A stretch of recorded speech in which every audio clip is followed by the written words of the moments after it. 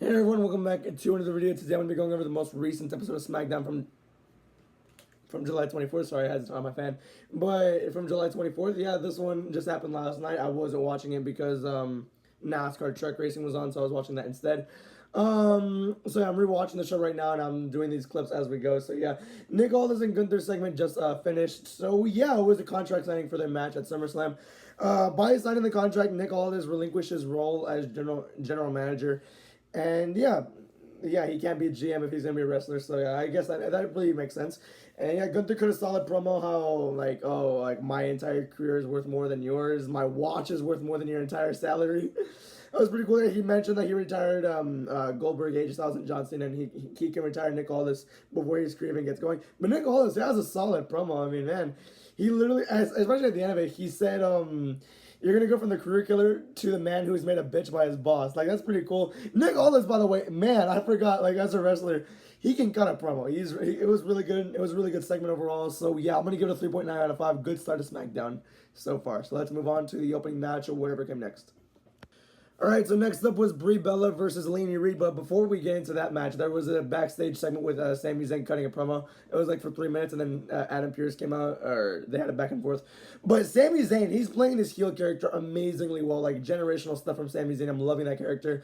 It makes you feel bad. It makes it so much more believable for Sami Zayn as well. I love that character, and I hope this continues long term. So yeah, it's really good stuff. I hope they put the world title on him and this time give him a longer run somewhere down the line. But yeah, next up was Brie Bella versus Lainey Reed.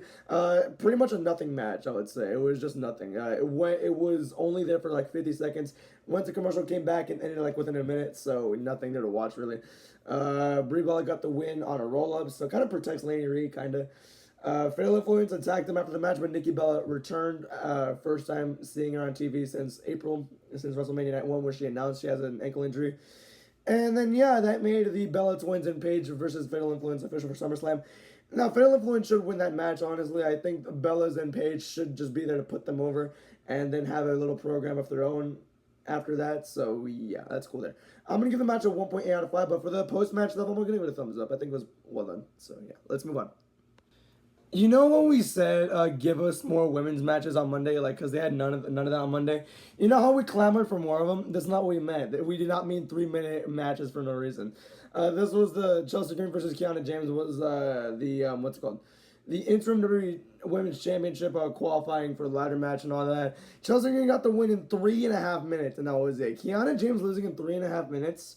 I mean, yeah, I'm okay with Chelsea winning. I don't really care. I didn't really.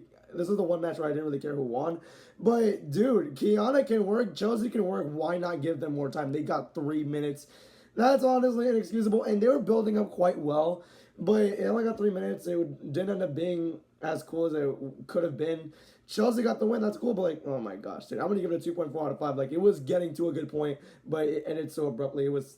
I don't like that. So, yeah. Let's move on to the next thing, which I think is Cody Rhodes and CM Punk. Because it just... the commercial just popped up for it. Or before going to the commercial, they said Cody and CM Punk next. So yeah, I'm gonna do that right now. Let's see. If you can hear the shower, sorry, my brother turned it on. He's gonna do it. It was just outside right now, and it's 105 degrees, so I get it.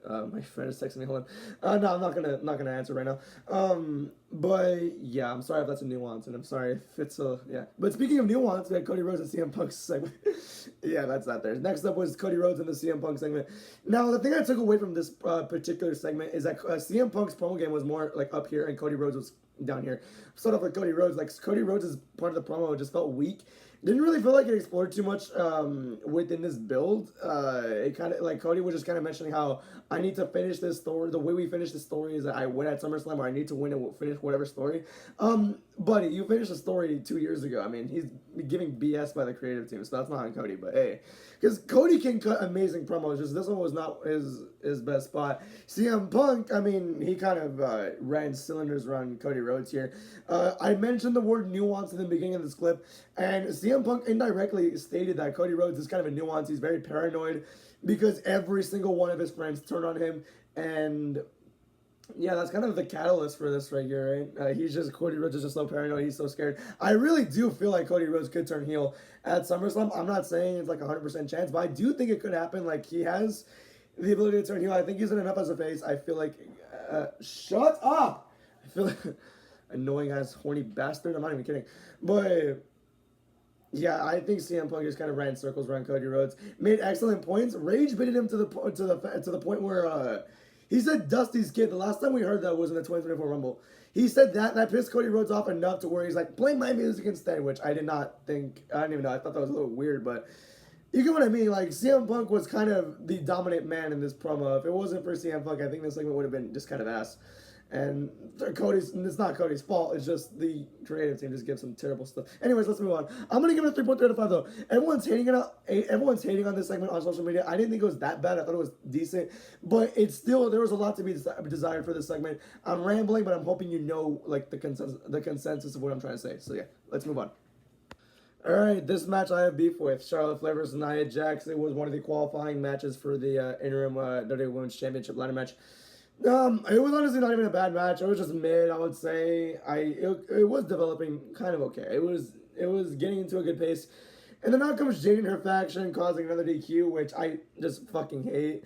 Because it makes them look so stupid. We had this bullshit last week where Charlotte Flair accidentally gave Jade the win for the ladder match. It could have been Jade versus Charlotte as a singles match, and you could have let other people that would have made the match unpredictable.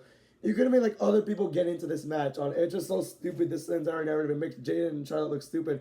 And why would Jade repeat what Charlotte did if she knew it would help Charlotte win? It's so stupid. This creative team needs an overhaul at this point, dude. The match wasn't bad. Like, it was mid, I'll say that. 2.5 out of 5, I don't recommend it. But the entire post-match just took my entire interest away from the ladder match. It's going to be a good match, I know that, but it just drained all the excitement I had for it. They ruined it as soon as the first Charlotte DQ happened, which was last week. That's when I'm like, okay, yeah, this is going to get stupid really fast. It's going to get really annoying. And it's going to take me out of the interest. And it did. Yeah, for the execution of it, I'm going to give it a thumbs down. For the match, I'll give it a 2.5 out of 5. Let's move on to the main event, I guess. All right, the main event, Damian Priest versus Finn Balor versus Royce Keys versus Trick Williams. The winner would face Sami Zayn at SummerSlam to be the #1 contender for the Undisputed WWE Championship. So yeah, fun four-way, a lot to unpack as well. We knew for sure there was going to be interference, and there definitely was. Mid-match, Solo and LA Knight brawled with the Usos during the match there. Before the end of the match, Jacob Fatu attacked Royce Keys, costing him the match. And then, yeah, Finn Balor fans, we can rejoice because Finn Balor, by the way, 3 wins in a row. And Finn Balor made it on a fucking SummerSlam. Holy shit. I'm actually really excited, dude. Finn Balor is finally getting attention from the creative team, which I adore because Finn Balor is awesome, dude. I'm just so glad he's finally getting more and more time and more of a push. He's been stuck in Judgment Day Vortex for 4 years at this point. So I'm very glad to see him start to rise to the top, especially on SmackDown. Pretty cool to see there. He was the only one to make that made sense to win this narratively. Priest already a tag champion. Royce Keys, he already has a match at SummerSlam. He's feuding with the Bloodline. And Trick Williams is the U.S. champion, feuding with Melo and Corbin already. So Finn Balor, he's the only one who really made sense, and I'm glad they went for it. Really good decision made there. It was a good match as well. I'm gonna give it a 3.6 out of 5. So yeah, pretty cool to see there. Nice. And that was also match of the night. Let's rank the matches real quick. That was match of the night. Any other match was terrible, which sucks. As all 3 of those other matches were women's matches. But yeah, we literally said I said earlier in this video too. Give us more women's matches, but not like this, because either they were really short or they had a stupid DQ and stupid shenanigans at the end of it. So yeah, women deserve better. But it was a pretty fun match. Like a show, it was up and down. It wasn't actually bad though. I'm gonna say it was mid to decent. I'm gonna give it a 3 out of 5. So yeah, that's gonna do it for this video. Everybody, thank you for watching. And yeah, that's gonna be it. Have a good day. Goodbye.